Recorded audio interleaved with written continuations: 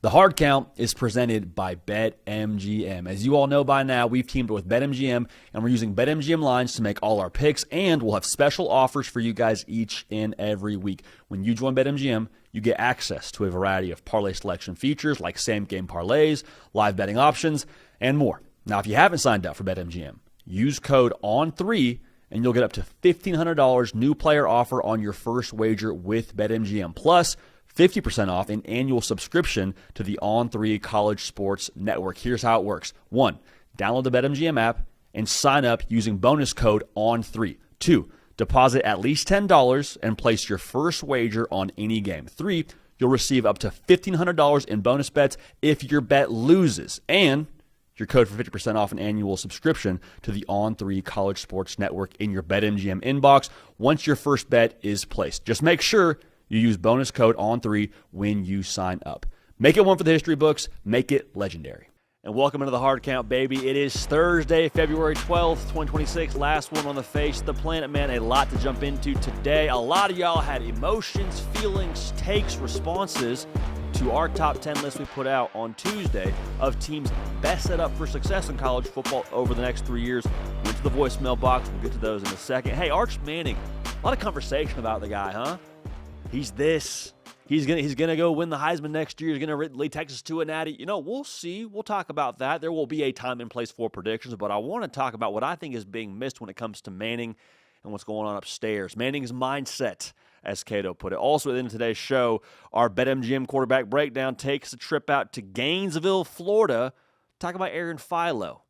A little bit unknown of sorts when it comes to the college football landscape. Haven't seen the dude play a whole lot of ball, but that's what we're here for. Going to take a lot from a little, give you our take, and break down his game. If you're a college football sicko, as always now, make sure you're subscribed. Y'all know the drill, man. We're talking college football every single day. JD, but they're not playing games right now. JD, but the portal's closed right now. But there's no spring football. We don't care. We're sickos about this life, man. You're a sicko, too, because you're watching a college football show that's about to run right around an hour, and it's the month of February. Love you so much. All right, let's get right into this. We put out our top 10 teams that are best set up for success over the next 3 years, okay? Now, whenever you put out a list, you're already wrong, but there was one major omission on that list that a lot of y'all called in and had objections to via our voicemail box, 629-888-3931. That thing's still open, so go ahead and give us a call and keep it right around 30 seconds so we can get you on the air. But we had one of you call in and voice your displeasure. Go ahead and take a listen to what my man Stone had to say. Hey, JD, this is Stone from Retrogado, and I do have an issue. Where is Alabama? Consistent, top 5 recruiting classes, one of the best head coaches and coaching staffs in America, but you don't think that they're going to be set up to be great over the next 3 years? I don't know. Feels inconsistent. Where is Alabama? You just come on, man. Where are they? Stone, I feel you. I hear where you're coming from. I understand the emotion behind it, but here's what I would answer to your answer. Can you promise me Kalen DeBoer is going to be the head coach at Alabama for the next 3 years? Bueller? Can you guarantee me that? Because, listen, Kalen DeBoer is 28 games in as the head coach in Tuscaloosa. And I've heard, he can't lose another game like that again. If he loses one more game like he did at Florida State, he is going to be uncomfortable in Tuscaloosa. Can't do that. I've heard after his first season, can't miss the playoff twice. He misses the playoff this year. Oh, boy, it'll be unhappy folks in Tuscaloosa with Kalen DeBoer. I tell you what, never would have happened with Nick Saban. I've also heard going into a college football playoff game for Kalen DeBoer. Tell you what, if they lose this game, Kalen DeBoer's probably taking the Michigan job. Those were all real conversations being said, real things said out loud about Kalen DeBoer and his current status as the head coach at Alabama. So I like Kalen DeBoer. If you've watched this show, you know in our top 10 list with our top 10 coaches right now in college football, I had Kalen DeBoer on that list. I think he's a great coach. Made the playoff with 2 different teams. Took Washington to a national championship when they were in the Pac-12. I think Kalen DeBoer is a great coach. But again, if you're telling me we're questioning Kalen DeBoer's job security and if he's going to stay in Tuscaloosa at every single turn, and it's been 28 games, I don't have a wide amount of confidence that he's going to be there for the next 3 years. I think it would behoove Alabama for him to be there for the next 3 years because, again, I think he's a top 10 coach in the sport. But can you guarantee me he's going to be there for the next 3 years? And I think the answer is no, which is why I leave Alabama outside of this conversation. On top of that now, nobody seems to be really jumping up and down right now in Tuscaloosa about where the NIL situation is. Now, I'm coming at this without in-depth specific knowledge as to what the dollar amount is that Alabama's working with. I have no idea. But I can read the room a little bit. I can gauge the fan base. I can gauge what people close to Alabama in the media world are saying. Not a lot of parades, not a lot of massive objection and outrage when people that are not in that bubble sit here and say, hey, what's Alabama's money looking like? When people pocket watch Alabama, you don't see people come out in masses and say, no, they're flushed with cash. You guys got it all wrong. You got to have resources to win in college football these days, man. Now, could Alabama have it? Absolutely. Like, miss me with all the thoughts of, well, JD, it's Alabama. The state of Alabama is not necessarily the most wealthy state. Look down the road in Auburn. They're doing just fine. But they got Jimmy Rain. Okay, you don't have your own Jimmy Rain level booster somewhere in the shadows out there in Tuscaloosa? With that brand power, there's not somebody, even if they don't live in Alabama, someone in Atlanta that cares a whole lot about Crimson Tide football and wants to see them succeed at a high level, willing to give some money to the Tide. I think that's in play here. But for whatever reason now, it does not seem to be all the way injected into the program to get the level of results that you want just yet. Right now, that's a key thing to say there, results. What are the results Alabama expects? The tricky part with Kalen DeBoer's future is very much so tied to what Alabama expects of their football program. Okay? Now, what I would say about Kalen DeBoer and what he does at Alabama, everything he does and has done at Alabama is graded on the Bama curve. Like a A for your school, an A minus for your school is like a B for Alabama. And that's not me knocking your school. That's just the fact of the matter of where you currently are with what you expect in Tuscaloosa on the football field. Why? Because a guy named Nick Saban rolled through there not too long ago and was the greatest coach in the history of the sport. So they are conditioned, Alabama fans, you are conditioned to expecting great things. And I'm not telling you should lower those expectations. But understand the era that Nick Saban coached in and the era Kalen DeBoer is coaching in right now, two very different things. Right, which is kind of why I feel for Kalen DeBoer a little bit when it comes to the conversation around him. It was always going to be hard to follow Nick Saban. The tricky part about following Nick Saban with Kalen DeBoer is him filling those shoes came at the intersection of the expanded playoff, of the transfer portal ramping up, of NIL becoming even more wacky. So, like, not only is it a world where you're following the greatest of all time, but you also now have to win 4 games, give or take, to win a national championship. Nick Saban had to win 2 when he got to the college football playoff. 1 if it was in the BCS era. It's a lot harder to win a national championship by nature of how the playoff's set up. The portal, you got to retain your roster. I mean, it comes in and out like the tide, it feels like, no pun intended, when it comes to the guys you have on your roster from one year to the next. Saban didn't really have to deal with that. Towards the end a little bit, but even then he was Nick Saban. Were you really going anywhere? If you were saying no to being a first-round pick at your position. It's kind of the way that whole thing worked. So it's really a tricky spot for Kalen DeBoer to be in right now. And I say all this to also say, like, again, I want to make sure I double down on this, triple down on this. I think Kalen DeBoer is a really freaking good coach. It's just a tricky spot with where he is at Alabama, what you expect at Alabama, and where the world of college football is relative to those expectations and how attainable it is to achieve what I think most Alabama fans would like to and feel like they deserve to achieve. And again, Bama fans, I'm not telling you you're wrong. I'm not. I think the day you settle for less than a national championship with that logo, you're wrong. You're 100% wrong. You should never lower expectations just because you got a coach that's following Nick Saban. Now, if you think that you should win 3 in 5 years, okay, let's have another conversation about that. But I'm not telling you should lower your expectations on a year-in and year-out basis. So what's going to happen with Alabama and Kalen DeBoer? Out of my control. I have no idea. Like, he could win 9 games next year, and they'd say that's not good enough, didn't look the right way, we're going another direction. I'm not telling you that should happen. I'm not telling you I have any intel that's going to happen. I'm just reading the tea leaves of what has happened and telling you what I think is a reasonable perspective to have on Alabama the next 3 years. Now, I also want to make sure we say this. because Stone hit on a couple of things there during that voicemail. There's a lot of talent on that roster still. A lot. Now, is it enough to go win the SEC? We'll find out. Is it enough to go win a national championship? I don't know. That's what those 12 games during the fall are for, and we love every single part of it. But what I would say is it's not just enough to have talent at Alabama.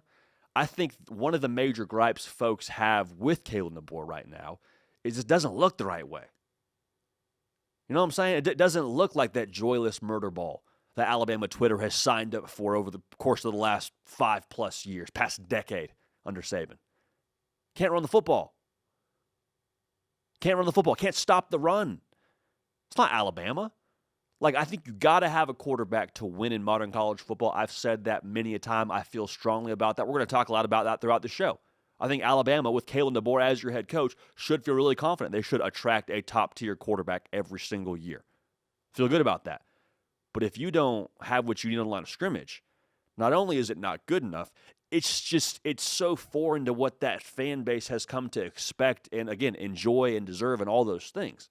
And so while you're talented, that's great. Do you have that physical presence on both sides of the line of scrimmage to say, we're Alabama, we're bigger than you, tougher than you, stronger than you. We're going to grab this game by the throat, not a thing you can do about it. Because I think that's closer to the brand of ball that Alabama fans expect. And again, I think the brand of ball that they deserve. So the thing I worry about throughout this segment that you leave with as one of us, part of this community here, is that you think I'm down on Kalen DeBoer, you think I'm down on his future in Alabama. I'm not saying any of those things. I'm saying I don't know what the future holds based on all the wild things that have been said over the course of the last couple of years about will he be the head coach in Tuscaloosa next year, from year to year, all right? So we'll see what happens there. But one thing is for certain now, this year is a crucial year, very crucial year. And if Alabama, let's just say they go out and win the SEC, make the playoff, remember what I said about how there's probably some money that I believe hasn't been activated yet? I don't know for sure, just what my gut says. Winning has a funny way of activating those greenbacks, right? Winning the SEC, winning a couple games in the college football playoff, dare I say win a national championship, something Kalen DeBoer has been to during his time at Washington, has a funny way of injecting more of that into a football program. So all that's to say, while this is a crucial year and we're talking about will they, won't they, what's going on with the opinions of Kalen DeBoer and the college football public and that fan base in Tuscaloosa, that brand at Alabama is still enormously strong. I think Kalen DeBoer's staff is still really good at recruiting and I would say attracting top talent. Winning can activate the greenbacks. It can also turn the tide. Again, another pun here in this segment of the Crimson Tide.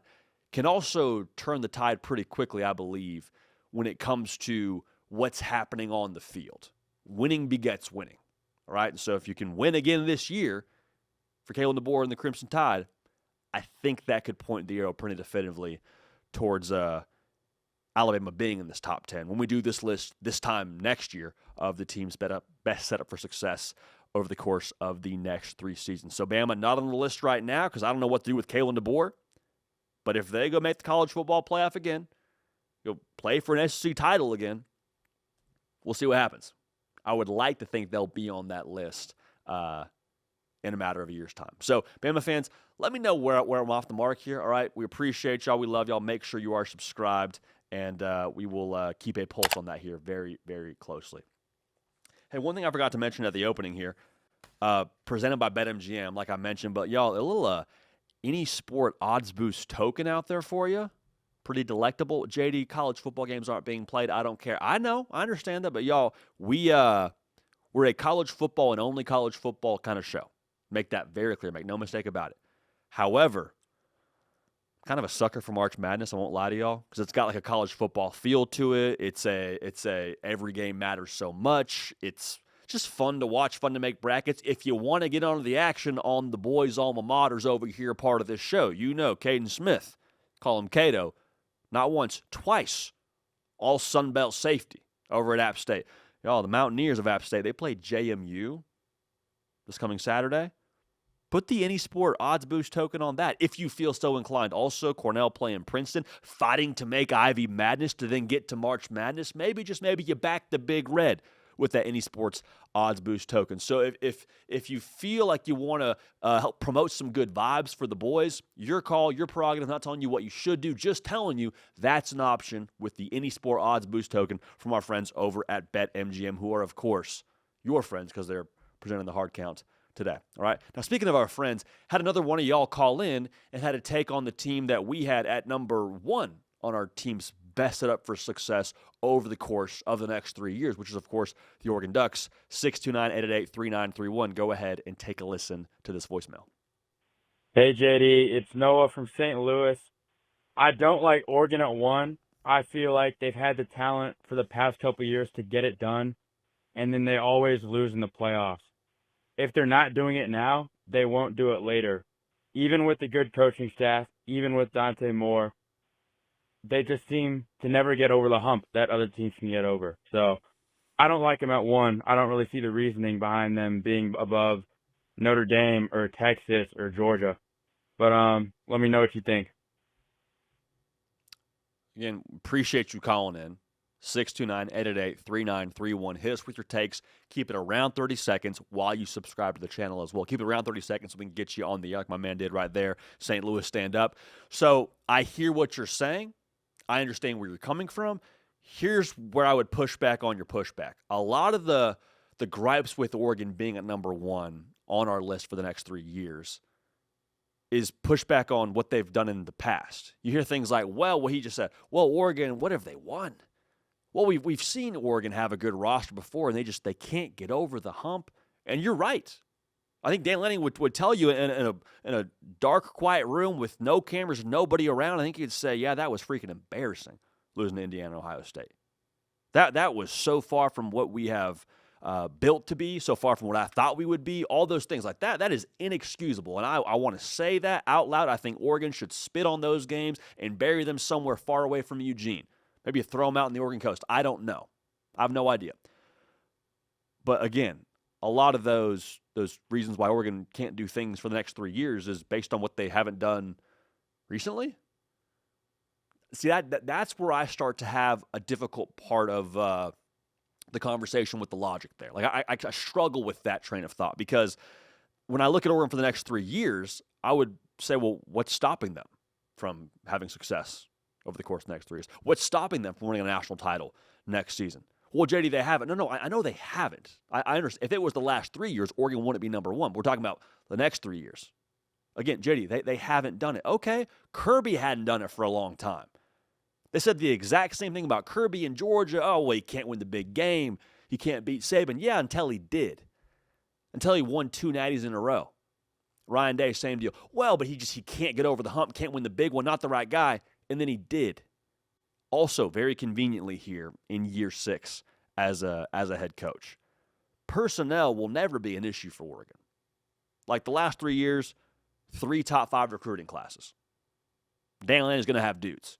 On top of that, very well resourced. It's pretty well documented. Everyone points to the Nike money and Phil Knight. You know what? You're right to do so. Oregon is flushed with cash. Whether they say it or not, they got big bags in Eugene, and they use them to get really good football players out there. 100% true. One thing that I think gets missed within that conversation, though, everyone talks about how NIL allows you to get better players than everyone else and get more depth and all that. That's true. You know what? NIL, I think at its core, is really going to separate good teams into great teams. NIL makes you nimble. NIL gives you the ability to pivot really quickly from how your roster looked one year to the next year and specialize on what works in modern college football. You know what a lot of teams are doing right now across the country that have bags to improve their roster, the nimble teams? They're getting old. We're not taking that sophomore that was a 5-star that we think has production potential and we like what he could be in his skill set. No, they're saying, give me the dude who's played 3 years of college football at whatever school you want to put him at. Bring him here because we know he's a guy. Why are they doing that? Because Indiana just won a national championship with a bunch of 23 and 24 years old. A bunch of dudes with IDs they've had for some time that works anywhere they want to go to. Okay, understand that very clearly. Oregon, I have to believe now, if they wanted to lean into that, they could do that. Why? Because they have the resources to do it. So going to the next 3 years now, whatever the trends are in college football, Oregon's going to be very well equipped and, quite frankly, have great leadership under their GM, Marshall Malco, with Dan Lanning, to get to whatever is working in college football. They will never be behind the trend, is my point, in addition to having one of the best rosters in college football. So here's my question to you. They can't do it, this, that, and the other. Well, why can't they do it? What's keeping them from doing it? And again, you told me it's because that Dan Lanning can't win the big one, and I'm like, wait a second. Dan Lanning has not won the big one. That's true. Dude's won some big games. Like, put yourself in the minds of a college football fan during the BCS era. Winning a big game was winning a big game during the regular season. Dan Lanning did that against Ohio State. Now, it gets swept under the rug because you got mollywopped by Ohio State in the Rose Bowl and just taken out back and beaten the brakes off of. I get that. But in the BCS era, which we're not living in, Dan Lanning won the big game. The Big Ten title game against Penn State, that was a pretty big game, I would say. Won that one. So, he's also had some embarrassing losses in big games. I don't want to dismiss that at all. Again, the Ohio State loss, Indiana loss, abysmal. You spit on it, you throw it as far as you can. Terrible. But to say he can't win a big game, I'd push back on that a little bit. Okay? Here's the other thing, too. The reason why I buy stock in Oregon and Dan Lanning over the next 3 years, Dan Lanning's not going anywhere. Okay? If he was going to leave, would have left for Bama, would have left for the NFL. If he was going to get out of Eugene, he would have done so by now. I have no reason why he would leave with all the resources and brand power he's got in Eugene. That's one part of this. 2, Dan Lanning's still getting better at this. And I've said this about Ryan Day and Marcus Freeman, but I think the same thing is true for Dan Lanning. This is his first head coaching job. First one. He's learning all of this for the first time in the head coach's chair at a Big Ten school at one of the Tier 1 teams in college football. Right? It's unbelievable. It's unbelievable to be learning on the fly at a place like that with those kind of resources. It's next level. It's next level. So all the mistakes Dan Lanning's making, he's making in the public eye, in the Rose Bowl, in the Indiana game, all those things. All right, so understand now, the future at Oregon under Dan Lanning's in a really good place and a really secure place. Make no mistake about it. All right? Dan Lanning and Oregon advancing further every single year in the college football playoff. That's not nothing. Don't dismiss that. The teams that Oregon's losing to, only losing to teams that play for national championships. Going back to the year where Washington made our national title under Kalen DeBoer. Only lost to that team that year. Twice, but that was the only team they lost to. This past year, Indiana, twice, only team they lost to.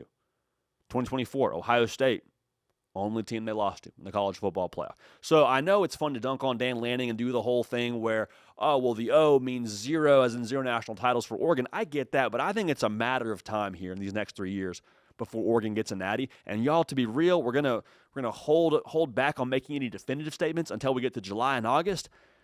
It might be this year for Oregon. With Dante Moore in the fold, with that roster, with their trend so far, it might be this year. I'm not comfortable saying it won't be just yet. And we'll make our official call then, but Oregon at number 1, feel really confident for all those reasons. But again, appreciate your voicemail. A lot of great points within that. And just appreciate you adding to the conversation here. All right? Great stuff as always from y'all calling in again. 629-888-3931. We put prompts a lot of the time on my social media. So Instagram and Twitter. If you call it X, I can't get there just yet, but I respect the heck out of you for making that jump and hitting the portal and calling it X. Whatever you want to call it, follow me there because we'll post, hey, here's a list. What do y'all think? Give us your objections. Or, hey, here's something I'm thinking about as we're sitting here in the office, me and Cato kicking around ideas. Get at us. Hit us with a voicemail and give us your take. Also just use it to call about whatever life problems you got going on. We're here to talk that as well. All right. Speaking of life problems, man, Arch Manning had a big life problem a year ago. Everyone was down on Arch Manning heavily. Remember that post-Ohio State? Heck, during the UTEP game. People forget this. He was getting booed by his home crowd against University of Texas, El Paso. You know how dark that is? Had to be a dark moment. But you fast forward the tape now, he plays well to end the season, and all the Manning hype is back on. He's going to go win the Heisman. He's going to be the first overall pick next season. All that's well and good. But I think what's being missed about Arch Manning is not so much the physical stuff. I think it's the mental stuff. Because the physical stuff with Arch Manning was there a year ago. It was a matter of is he going to get comfortable playing college football, but I don't think Arch Manning got drastically faster or bigger or is now able to throw the football a whole lot farther. The physical stuff is the same. The mental stuff with Arch Manning, the mindset, That's why I'm buying stock in this dude in 2026. Now, we bought some stock last year, but remember, we didn't jump in with 2 feet and say we're planting the flag on Manning Mania. We're all the way here, hype train. He's going to be the Heisman. We're like, hey, give it a second. Give it a second. We think he's going to play well at the end of the year. Lo and behold, that's exactly what happened. But when it comes to 2026, I think we're a lot closer to that 2 feet planted hype kind of train situation because of what we saw last year with the mental makeup. I want to go back to what I just said a second ago. Do we understand how far this dude fell from the offseason to the end of September? Remember SEC Media Days? When that all was going on in Atlanta, me and Cato were there. When Arch Manning walked through the College Football Hall of Fame in Atlanta, Georgia, where that place was being held, dog, you would have thought Justin Bieber was in the building. Like, you could tell where Arch Manning was relative to where the noise in the building was. And as it traveled, like there's videos and pictures all over social media of just like the crowds around. You would have thought he was about to just freaking tell the future. It was unbelievable for a dude that had never played a full season as a starting quarterback in college football. It was unbelievable stuff, man. And then you fast forward the tape to, again, the UTEP game. 3 games later, 3 games into his career as the guy at Texas, he is getting booed in Austin. 21 years old, 21-year-olds, their egos don't survive falls like that. Usually something like that happens, and you're cooked mentally. You're cooked. You get in your own head.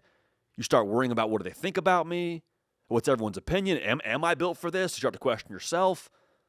Like, that's a very far for anyone to fall, much less a college kid who's only played a handful of college football games. We've seen people crumble when the hype leads to just a disaster fest. And this is not to make a comparison from a skill set perspective, but like remember Spencer Rattler and DJ Uiagalelei? They had a similar fall. They're all everything. They're 5-star this, 5-star that. Now, Arch Manning was on a different pedestal, understand that. But there was a lot of juice around both those guys. And then they ended up at their respective locations at Oklahoma and Clemson falling and had to hit the total reset button and transfer somewhere to end up kind of reviving their careers in different ways. Like Spencer Rattler's now having an NFL career. It wasn't because of what happened at Oklahoma. He got benched at Oklahoma. All right, DJU had success at Oregon State, but he got benched at Clemson. And I'm not here to tell you I know exactly what was going on within the minds of both Spencer Rattler and DJU, but I have to imagine now the fall from that hype didn't really help them all that much when it came to the mental game. Probably was something they had to at least account for when it came to how they handled the career arc and where they were at different points in time, whether it be when they got to Oregon State or South Carolina for Spencer Rattler. That's tough, man. That's a lot.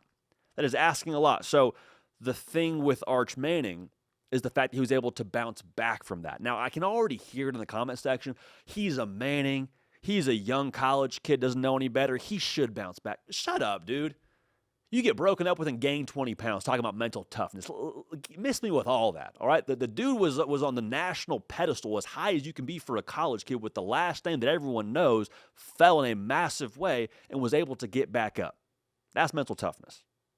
That's the mindset piece that I think makes Arch Manning a really, quite frankly, a safe buy in 2026 when it comes to the dude's stock. The physical stuff is all there, but to bounce back the way that he bounced back and to finish the season, last 6 games, 19 total touchdowns, knock off A&M in the final game of the regular season, that's mental toughness. All right? That's not wavering or having any lack of self-belief and saying, no, I know what they're saying, or maybe even better, I don't know what they're saying.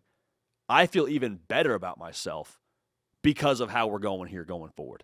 I'm not worried about I'm sticking to my process. And there was a point, too, where the light bulb kind of went on for me listening to Arch Manning, because he had expressed, like, yeah, it is between the ears for me. Yeah, I know I can do this stuff physically, but, like, I just need a second here to kind of get my bearings when it comes to the mental game. The moment where I was like, oh, this dude's actually, like, really dialed into his process was when that article came out that erroneously is calling Arch Manning college football's first flop, which, as we all know that actually watch college football, dog, there's been a lot of flops in college football before Arch Manning. That's the first part of this. Second part of this, that's a stupid thing to say before the season's even finished. 3, this kid's played a couple of games and calling him a flop. This is ridiculous. So a lot of thoughts there. But he was asked about that during a media session at Texas. Like, hey, did you see that, someone called you college football's first flop? And the article been out for a couple of days at this point, made its way around social media. It was all we talked about for the better part of like a 24-hour cycle. Arch is like, didn't know that. I guess I do now. A lot of people do the whole like no social media thing and then still are dialed into what everyone else is saying about them. Like Arch Manning truly did not know that one of the largest publications in the space had called him college football's first flop. This dude genuinely was blocking out the noise and not letting it get to him. What does that mean? I don't know, but I think it was a big part of why he was able to get off the ropes mentally, why he was able to go play good football down the stretch for Texas. All right? So I don't know if Texas wins the Natty in 2026. I really don't. A lot of things have to break your way to win a national championship, as we've seen in 2 years of the 12-team playoff. You got to get the right seeding. You got to get a good draw in that seeding, all those things. But I will say, I know that whatever happens for Texas in 2026, Arch isn't going to go to the tank. Arch isn't going to fold. Arch isn't going to have a woe is me moment. Like, Arch is physically good enough, but even more importantly, he's mentally good enough to play the brand of ball that Texas is going to need to achieve all their goals. So, yeah, the physical stuff is great. I'm here for that. Dude can run. He's tough to bring down. He's got a great arm. Has a couple of throws, too. Even when he wasn't playing well, you're like, that's different. I know we're getting, not everything we want going here against Ohio State, but that throw to Andrews down the sideline, that shot to Parker Livingstone, like we can work with more of that if we get it in spades. The mental side of things for Arch Manning is why you should buy stock in that dude here in 2026. Feel really good about saying that, all right? Now, I mentioned the Ohio State game for Texas. That's going to be week 2 this year. So it opened your college football season last year. It's going to be the second game for Texas and Ohio State here in 2026. And it's going to be round 2 of Julian Sayin versus Arch Manning. Now, a lot of conversation around a lot of different quarterbacks from year 1 to year 2. What's next for Julian Sayin in Columbus? What do you make of what last year was and what has to happen here in year 2? Was on Andy and Ari On3 earlier this week and had a conversation around the top 10 quarterbacks in college football. I had Julian Sayin in my top 2. If you had him at number 1, more power to you. I think he's number 2 going into to next season. But Ari Washman, who's phenomenal, we're going to have him on the show here soon, I thought raised a fair question of, well, Julian Sayin's really good. He's good enough to win a national championship. All those things are true. With that being said, is he more truck or trailer for what Ohio State is in 2026 to win a national championship? We'll unpack all that right now. Before we do, make sure you're subscribed. If you're a college football sicko, make sure you're subscribed. Hey, if you're a Buckeye fan, I don't know if a lot of people know this, we're high on Ohio State. I think Ohio State's going to be really good, and we're going to talk a lot about your Buckeyes. So go ahead and make sure you're subscribed. If you want more Buckeye content, that's a good way to let us know there is a demand for us to supply more Ohio State content to you. Okay, so we appreciate you in advance for being subscribed. So let's go backwards to go forwards. Year 1 with Julian Sayin verifies, yeah, you got the guy. It's no, well, is it Kyle McCord? Is he good enough for us in this system? Are we good enough for, that's not a question you're having right now. You know, without a shadow of a doubt, Julian Sayin is good enough to be the best quarterback in college football next year. JD, but the receivers kind of help pad his stats. No, yeah, it probably helps when you got Carnell Tate and Jeremiah Smith out there. I'm not discouraging that thought. What I am saying, though, is when the ball barely touches the ground, I say this a lot, but I want to keep saying it because I don't think a lot of people realize this, 77% completion percentage is ridiculous. That's hard to do with routes on air, with no defenders. To complete north of 75% of your passes is ridiculous stuff. And I don't care who you are, who you're playing against. If you do that, you're a really freaking good quarterback. You're probably a freaking dude for your team. Full stop, okay? So that's the truth. I want to also dispel the narrative that Julian's saying, isn't built for the big game. He's not good enough for the big game. I hear where you're coming from. Ohio State lost some huge big games. Anytime you lose a big game, look at the quarterback and say, why weren't you the reason we won that big game? I'm getting there. But Julian Sayin, as Andy Staples put it when I joined him and Ari on the show, he's like, Julian Sayin didn't go out against Miami and throw up all over himself. He threw 2 picks, went for 270 plus, threw a touchdown. It was what it was. But Julian Sayin didn't just go for a $150, 3 picks, no touchdowns. Even one of those interceptions that Julian Sayin threw, I don't know how much I put of that on him without knowing all the ins and outs of the play that was called. The way that it looked to me is that somebody missed a block on Keontae Scott on the perimeter. He jumped the route because he got a good read on it, took it to the crib. So, like, does Julian Sayin need to see that pre-snap? I guess so, but I don't know that I'm looking at Julian Sayin and saying, oh, man, you just got fooled, bad throw, bad whatever. Like, it's football, you missed a block. It was supposed to be like a screen pass to the perimeter, and it went how it went. All right, so I don't think you dunk on Julian Sayin for that. Even in the game against Indiana, threw for, I want to say it was in the range of 240, 250. Like, not a bad day at the office. Didn't score enough. Got to keep our feet in that quarterback sneak, but it wasn't like Julian Sayin just was the reason Ohio State lost that football game. So dispel that narrative. He's got to get better in big games, but he's not bad in big games. To me, it's the exposure therapy conversation we've had on this show before. Alex Honnold is a certified psychopath. If you've seen Free Solo, that documentary, or that wild thing he did on Netflix where he climbs that building, Taipei 101, whatever it was, with no ropes, that's ridiculous. That's terrifying stuff. In an interview, Alex Honnold says, listen, I'm not scared of that like other people are scared of that because I've been exposed to those kind of conditions so frequently, that doesn't get me off my pivot. Same thing with Julian Sayin. We need some exposure therapy for the big games for him, and you got some of that this year. So Julian Sayin, as much as you're like, man, I wish he was the reason we beat Miami or we beat Indiana or whoever, I feel that. But I think he's only going to be better because he played in those games and because he failed in certain spots, quite frankly, as well. So here's the thing for Julian Sayin in 2026. Here's what's next for my guy. There comes a time in every parent's life where you got to look at your kid and say, all right, here's the keys. Go the speed limit. Don't cut anybody off. Stop at red lights. It's your show now. You're not under a permit anymore. You're actually driving the car yourself. You have the license. I got to trust you. We go as you go. You got to do that at some point. Last year, I feel a little bit like Ryan Day and Brian Hartline were giving Julian Sayin the permit treatment. Now, they tried to ramp up to trusting him more and giving him the full license treatment, but they're like, listen, we got one of the best defenses in college football. Like, we're going to probably lean on that side of things more than we're asking our first-year starting quarterback to go outright take a game for us. Now, there were times where there was versions of that, but there wasn't really like a situation where you were like, Julian Sayin, we live and die with you today. You're going to have to do that next year, y'all. You will. It's not a whole bunch of UCLAs and Rutgers on the schedule. You're going to have a tough one next year. You got Iowa, you got Oregon, always got Michigan, Indiana. Like, it's going to be a schedule where you're going to need Julian Sayin to be the reason why you go win games. Not saying the defense won't still be great. Not saying they can't help him with the run game, but that's a big part of this too. The more you can help him running the football, Bo Jackson, 1,000-yard back, but if you can like lean on the run game consistently, okay, here we go, going to help Julian Sayin.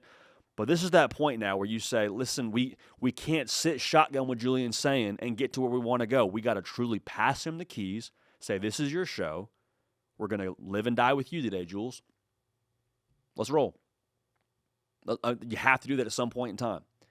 Because the thing is, too, I think in the expanded playoff, if you want to win a national title, I think you got to have a true driver at quarterback. JD, but Will Howard, come on, he was kind of a game manager, wasn't he? Not in the college football playoff, he wasn't. Go check the numbers. 311 against Tennessee, 319 the next game, 289 in the semis. And then in the national title game, 300 total yards in terms of what he did on the ground plus through the air, only 4 incompletions. So, like, you got to have a dude to go win a national title, I think, in this 12-team era, is my perception of this. The Indiana stuff speaks for itself. The roster was great around Fernando Mendoza, but, like, when it was time to go win, they look at 15. 4th and 4, 4th and 5, Mendoza time, quarterback draw. Let's go get it. You got to have your quarterback be the dude, be the reason why you win games. And that's what 2026 is about for Julian Sayin and Ohio State. So I mentioned the schedule. Remember that. And everyone's talking about how tough the schedule is for the Buckeyes, and, oh, gosh, they're going to have to earn it. You got to start with Texas there pretty early on in week 2. All that's true. I hear that. I receive that. That is the case. That's going to be tough. But, y'all, that's going to be a gift for Julian Sayin. Put yourself in the mindset of where you were watching Indiana against Ohio State in the Big Ten title game or against Miami in the college football playoff. Gosh, man, That's tough to block. I wish Julian Sayin felt that rush a little bit more. I wish he had a little bit of a different presence. Well, you feel that rush more if you have to feel that rush during the season. If you play Miami in week 6 of last year, then you're like, oh, this is what it's like to have a sped-up shot clock. Oh, this is what it's like if I have to evade pressure, step up pretty quickly, can't get all the way to my third read. I got to go after I get to my second read because this thing is going to go off here in a second. Okay, we play at that pace. In modern college football, you have to lift heavy. There's no way around it. You have to lift heavy during the regular season to be set up for success in the postseason. And Ohio State, no fault of their own, just didn't have to lift all that heavy until the month of really November last year. So Julian Sayin is like ramping up weight in terms of the competitive resistance he's facing. And you get to Indiana, get to Miami, that's a very different game flow than he's used to. That won't be the case this year for Ohio State. They'll have played some real deal defensive fronts. Julian Sayin will have felt those pass rushes. Julian Sayin will be a little bit more equipped to handle that style of ball, if you will. So I know that the schedule looks daunting, and you say, well, there's a lot more games that we could lose. Y'all, if you make it to the college football playoff with that schedule, and spoiler alert, right now, I would feel inclined to think that's the case for Ohio State and Julian Sayin. Julian Sayin is going to be very well equipped to go on a run there. A lot more well-equipped than he was this past season. All right, so what's next for Julian Sayin? Be the reason why your team wins games in 26. Still got a lot of talent around you, 100%. But if you want to win a national championship, comes a time you got to pass them the keys and say, hey, all right, you got to drive for us here, Jules. Take us away. All right, now 2026 is going to be awesome. Texas, Ohio State will be phenomenal early on. Bama and Ohio State are supposed to play some games here in 2027 and 2028. Paul Feinbaum, friend of the show, took to the airwaves and said something we agree with. He says, I don't think Bama's going to keep those games, y'all. I don't think so. And honestly, I agree. I 100% agree. Here's my thing. If you're Alabama or if you're Ohio State, and you're looking at the way things are going in college football right now, why would you keep this game? Well, because it'd be awesome for fans. Yeah, it would be awesome for fans. It's also awesome for fans to see you play in a college football playoff game. Okay? There's such a thing as doing too much. You know what I'm saying? Like, you got the neighbors over for the first time. You don't need to break out some caviar.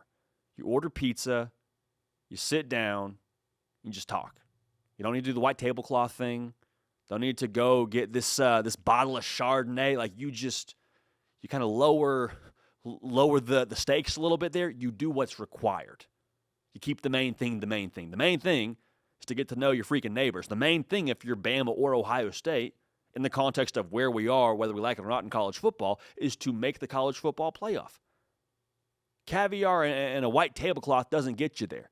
Neither does scheduling Bama and Ohio State on your non-conference schedule when you know that 3 losses is probably not going to do it for you. Like this past year, 3 teams by my count, could be more, but 3 teams by my count, were a loss away from making the college football playoff in a vacuum. That's Texas, that's USC, that's Michigan. All 3 of those teams had a loss to a non-conference opponent. Texas lost to Ohio State, USC lost to Notre Dame, Michigan lost to Oklahoma. All 3 of those teams finished with 3 losses. If they scheduled ITT Tech and Little Sisters of the Poor, probably in the college football playoff, right? Now, as a fan, I hate it. I want to see Bama Ohio State. You don't think I would walk over broken glass to go see those 2 teams play? Depends how far the walk is, but you catch where I'm going here. Like that's awesome for us as college football fans. Those brands have a home in Bryant Denny and the shoe. Like, that would be awesome. Seeing the scarlet and gray roll into Bryant Denny Stadium on a Saturday afternoon would be electrifying. I would love every single part of that. But if you're the ADs or the coaches, you're like, hey, man, we want to win a national championship. To do that, we got to make the playoff. Don't schedule Ohio State. Don't schedule Alabama. That you're doing too much. We're not keeping the main thing here. And again, the pushback is, well, but JD, make a lot of money, right? With the TV deals, you juice it up a little bit more, don't you? Again, yeah, maybe it does. I'm not here to tell you I know exactly how all the ins and outs of that world work, but I would say I know this. You make a lot of money making the college football playoff. Make a lot more money going on a run to the college football playoff. and scheduling Bama and Ohio State. I would say this, though. I don't think that we're in a world where we'll see none of these games scheduled, because as much as there's a high-risk component, there's also a high-reward component. So for me, if I was a team in the Big 12 or the ACC, I would still work pretty hard to schedule games like this. Like if I'm Texas Tech, I'm doing everything I can to schedule Texas and Texas A&M. Why? Because I feel pretty good that we're going to win our conference. But if we get to a spot where maybe, just maybe, it's an uncomfortable conversation on Selection Sunday because we lost a game we're not supposed to, if we have a win over one of those big non-conference opponents, it's going to juice us up a little bit when it comes to the eyes of the College Football Playoff Committee. Same thing for Miami and the ACC. Like that's going to help our standing with the 12 human beings in that room making a decision if we're not in a great position on Selection Sunday or it's a tie. Like, yeah, high risk if you lose a game like that, but a high reward situation too. Miami beating Notre Dame, you don't think that helped them making the college football playoff this past year? You don't think that bargaining chip went to good ways in the eyes of the committee? Even outside of the whole head-to-head thing. So as a college football fan, I hate it because it kind of makes the regular season in some ways, I don't want to say watered down, but like regular season matchups that are non-conference that are awesome have always been like a core memory for us as college football fans. So I'd love to see these games scheduled, but at the same time, I get the high risk, but the high reward component is also very much there for a lot of these teams. Now, here's the last thing I'll say on this. If you think this sucks and you hate this, the expansion to the college football playoff could be in a weird way our answer here. All right? Because I think what the future of the college football playoff looks like is 16 teams with a whole bunch of auto bids for different conferences. So if it's a bunch of auto bids for the SC and the Big Ten, the stakes go down when I play these teams that are big dogs out of conference.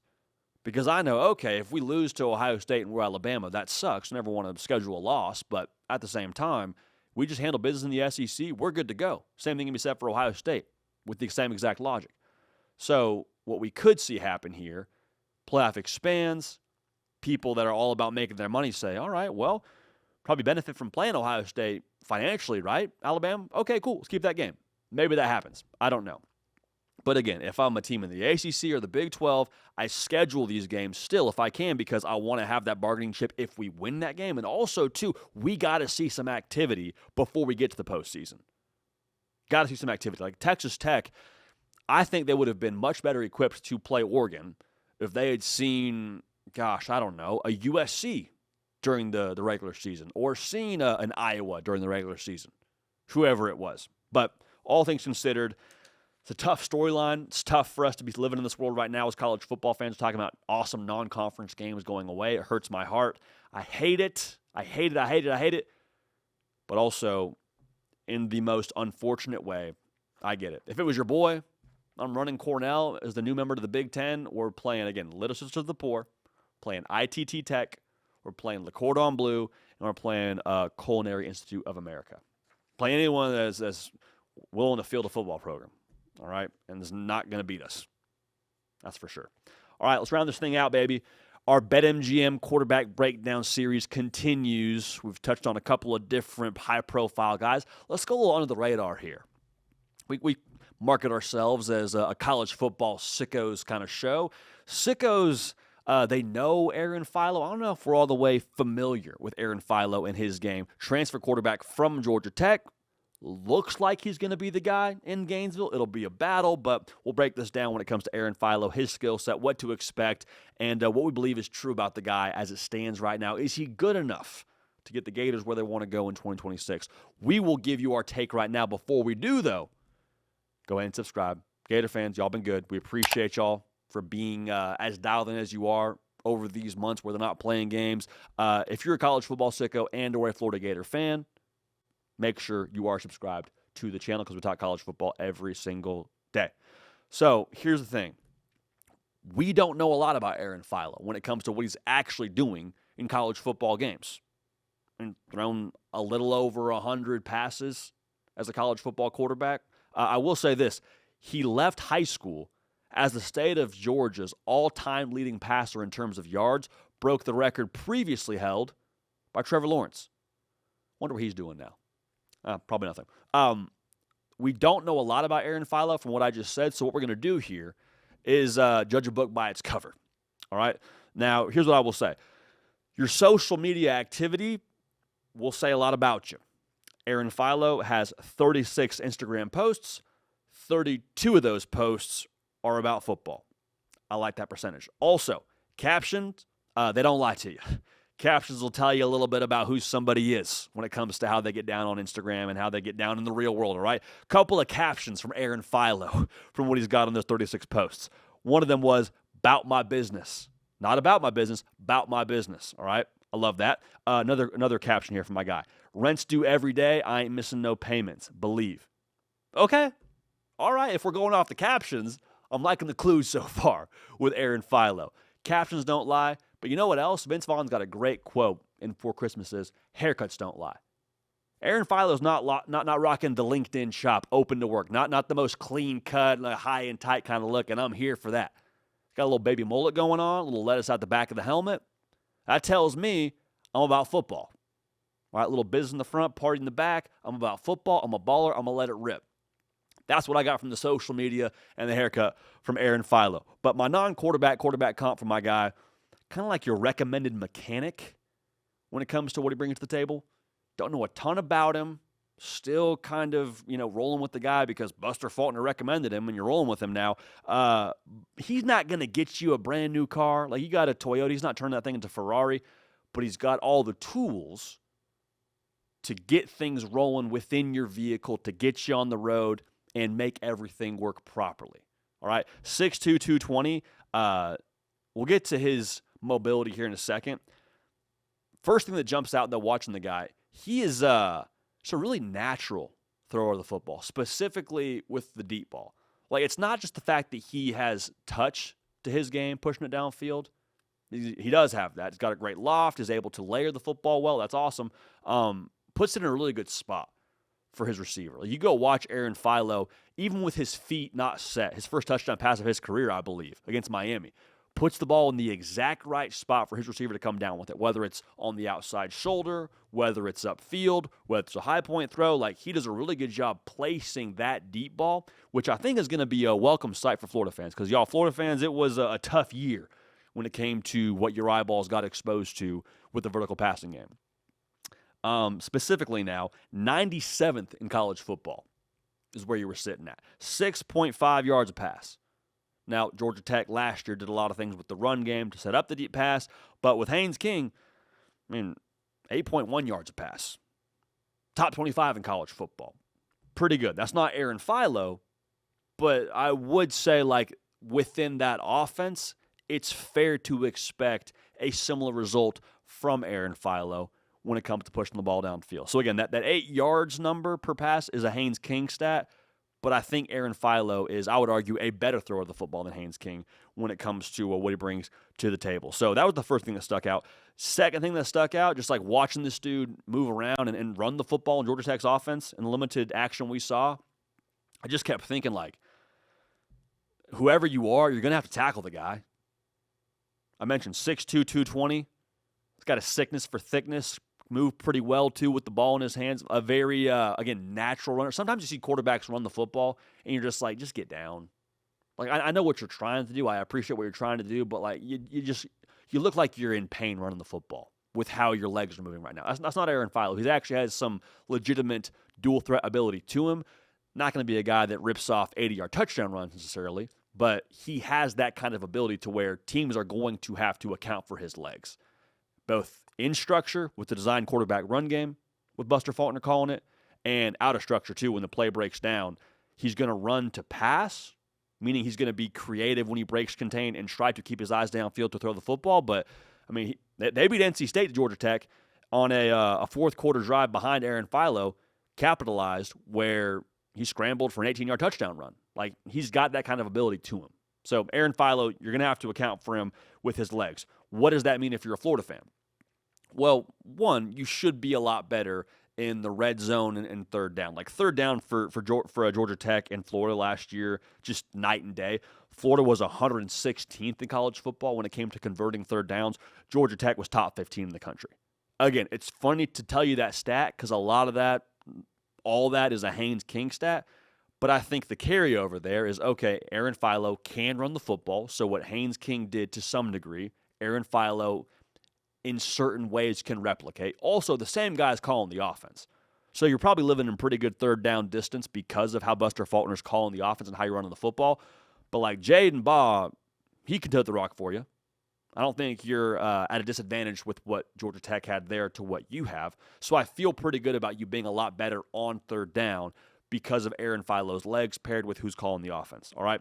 So on top of all that now, maybe as important as anything with Aaron Philo's legs, you have something that defenses have to account for in addition to Jaden Baugh. I just told you, nobody's worried about Aaron Philo going for a $150 on the ground. Like this dude and the other guys who've broken down so far with Byron Brown and Sam Levitt, we'll talk about Brendan Sorsby at Texas Tech. This guy is not that guy. Very, very different kind of athletes. But you still have to give some attention to the ground game.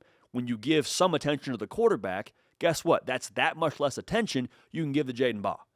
And Jaden Baugh is set up to be, I think, at least a top 10 back in college football next year. At least. Feel pretty confident saying that. Now with an offense that's going to be, I think, called more to his skill set. So less attention on Jaden Baugh is a good thing because in this offense, I think you'll carry week to week a lot of the design quarterback run game you did at Georgia Tech over with Florida. So hesitation with him. We do that on all these breakdowns. I got to give you just the good as well as the things that make us a little bit nervous. I don't love the script of year one starter in college football plus year one starter in the SEC. Those two things aren't like the best mix of all time.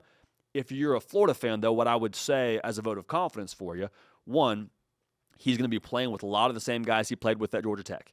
Like Bailey Stockton, slot receiver, transfers over from Tech with Aaron Philo. These dudes played high school football together. So chemistry there, not an issue. Eric Singleton, I know he was at Auburn last year. Aaron Philo has a few passes on his resume to Eric Singleton. So chemistry, not an issue there either. On top of all that now, Jon Sumrall, who, you know, we stand on this show, he rolled into a season with Darian Mensah having played 0 snaps as a starting quarterback at Tulane. Things worked out pretty well for them there. So I'm not saying that what that was to the SEC is the same. I'm just saying comfortability with the weapons, Jon Sumrall's track record with quarterbacks. On top of all that now, comfortability in the system. This is his third year under Buster Faulkner. So he's getting to Gainesville, figuring out the spots he likes to eat, figuring out classes. He's not figuring out the offense. He's teaching the offense, is Aaron Philo. That's a vote of confidence for your first year in the SEC, speaking to what he's going to be. So here's the bottom line. What I just said, dude's a mechanic. Is he going to give you a new car? No. Is he good enough to fix up whatever is not going right within the car? I think so. I think he's got the tools physically as a runner, as a thrower, and I think his command of the system is what should be really exciting for Florida fans. You're not picking up from day one and trying to install everything for Philo. It's like, no, he knows what he's doing. He's confident, should be composed. We'll see what happens here. So, again, I'm very, very leery of making a definitive statement on Florida right now in the month of February, but I think Aaron Philo, in terms of what they want this offense to be, has everything you need to run the system. Now, if you need somebody to take you above the X's and O's and be a guy that goes out and just is Superman on every single Saturday, we'll see if he's that guy. Impossible to know based on what we've seen so far from the guy. But I think this year in general, if you're a Florida fan, is kind of just a year of trust. First year for Jon Sumrall. They're bringing in a guy with his offensive coordinator that he's familiar with. You say, okay, I don't know what's happening here, but I'm putting out my arms.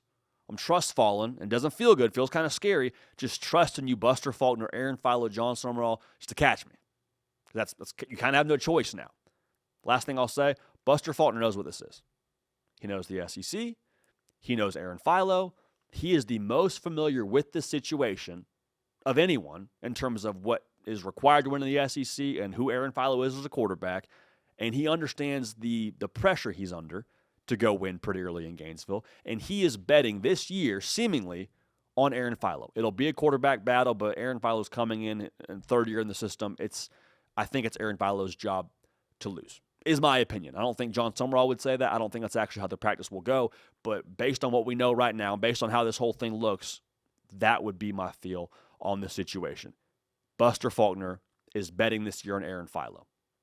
I don't think we should overlook that. So let us know in the comment section who you want to see broken down next. Florida fans, 1 through 10, 10 being we feel incredible, couldn't feel better, 1 feeling like, oh, it's going to be a tough year. What is your confidence level in Aaron Philo going into next year? Can't say 7, because 7 out of 10, given a 1 through 10 question, is loser behavior. And you watching the show, you're not a loser. We appreciate you for that, all right? Awesome, man. We appreciate y'all making the show what it is. Again, a lot going on right now on this channel. We need you subscribed. A lot of people want things. We need you subscribed. We got a ton, I do mean a ton, of head coaching interviews coming your way. A couple already on the channel so far. Just had Lincoln Riley this week. We had Mario Cristobal on Monday. We got more coming for you, so make sure you're subscribed so you don't miss any of that. And just keep on interacting with the content on social media, on this platform, all that. It's the high tide that raises all boats. For Cato, on the ones and the twos, making everything that you see here happen for myself, JD PicKell. Hey, we love y'all, man. We don't take this for granted. We appreciate y'all. Going to keep this party rolling, and we will see y'all next time.